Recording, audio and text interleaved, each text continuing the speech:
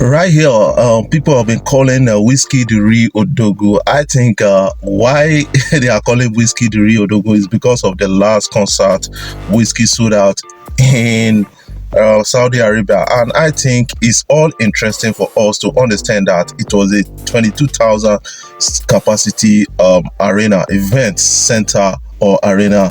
And then some people are saying that yes, Wizkid headlining a show that has 22,000 is the first Nigerian to have done it in Saudi Arabia, and all those kind of measures. And people are dragging Odogu and Davido into the story right now. But I know that we can't just speak about Wizkid without talking about Davido or Burna Boy. That is something we understand from time to time.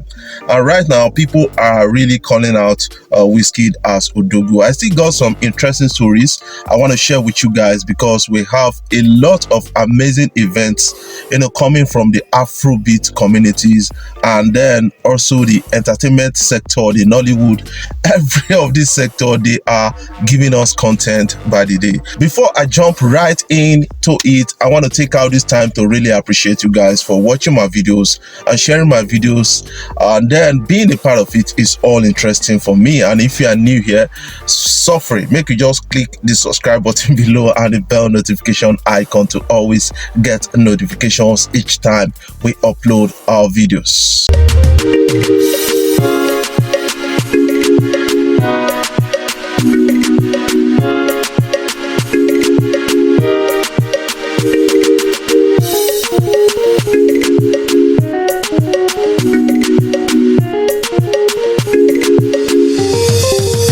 All right, the king of the street right now, a lot of people are saying Wizkid is the king of Afrobeat in Nigeria. Selling out 22,000 arena in 22,000 capacity arena in Saudi Arabia is a big plus for Wizkid, because this is all interesting and this is all kind of contestable, because a lot of people are making out stories around that. Let me start by this, because according to the story, Big Wiz is trending on Twitter after he sold out the iconic 22,000 capacity NXT LVL arena for Gamers concert in Saudi Arabia. This officially makes Wizkid the first African artist to sell out an arena in Saudi Arabia. That is the kind of what we are having. And some people are really saying, although Wizkid wasn't the headliner of the concert, this or his controversial fan base is rubbing it on the faces of outsiders, Burna Boy fans, whose fave sold out a 21,000 capacity arena in Atlanta, USA. You should know that Burna Boy sold out the arena for his tour, and this achievement can't be placed in the same category as Wizkid, who wasn't the headliner for the Gamers esports concert. People will always find a way to argue their way out, but the last time I checked, people are regarding Wizkid as the major artist that sold out that arena, and then they are giving it to Wizkid by the day. That is what I understand, because we should learn how to celebrate our own, not to drag them down to kind of build a reputation for other outsiders. That is something I want to tell you guys. If Burna Boy achieved that, we should celebrate Burna Boy. Wizkid, we should celebrate Wizkid. Davido, we should celebrate Davido. Omale, everybody, we should celebrate them. That is something I need you to understand by this whole thing. Let's have catch a glimpse of that.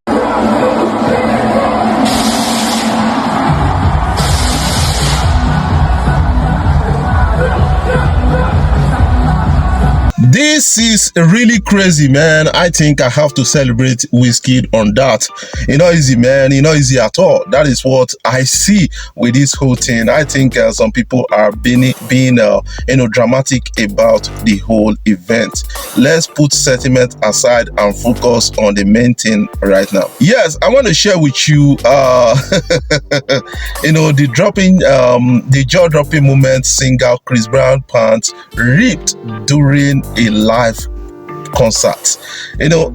Some people are really through with the whole thing. I think I did say, because I watched a concert where I saw, I think those days Star Plus, one of the Star Plus trouser tore at that concert and all those things. But right now I'm seeing some more funny ones, some more funny ones coming in from the likes of Chris Brown. That is something I'm all interested. Let's have a peep.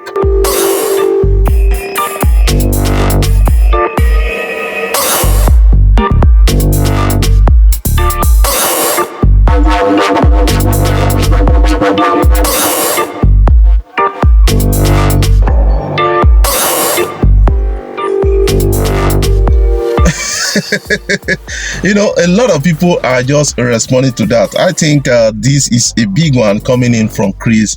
At the end of the day, we have to respond accordingly and then make a joke out of it. All the same, these guys are really fantastic artists, and Chris Brown is one of the pioneers, one of the champions of Afrobeat from US. He loves collaborating with Afrobeat stars, and he has been involved. Recently, he did one with Rema and a lot of others, Davido, Wizkid, and the rest. I think we have to appreciate him. Although this video is funny, somehow let me speak about something that people are really responding to. That is the issue of Monfa being declared wanted by the EFCC.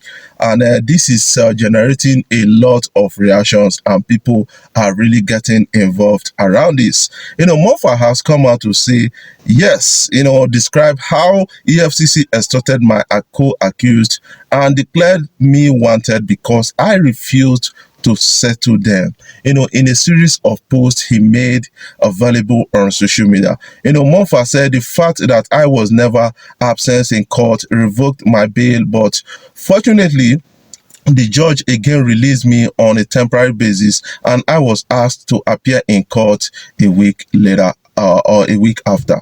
All these files, especially the blackmail and the intimidation by the EFCC, made me come to the conclusion that I cannot get justice within this corrupt leading system at the EFCC was hell-bent on extorting money from me for a crime I never committed, as well as the judge who was ready to send me back to prison custody without any evidence of basis. More importantly, to show the EFCC is a charity, the so-called NAPI, I was allegedly to have engaged in the fraudulent activities which was never declared wanted or something like that. The EFCC extorted money, cars, and landed properties from NAPI, but rather declared me wanted to generate cheap publicity. I was never, I was never involved in any illegal activity or crime.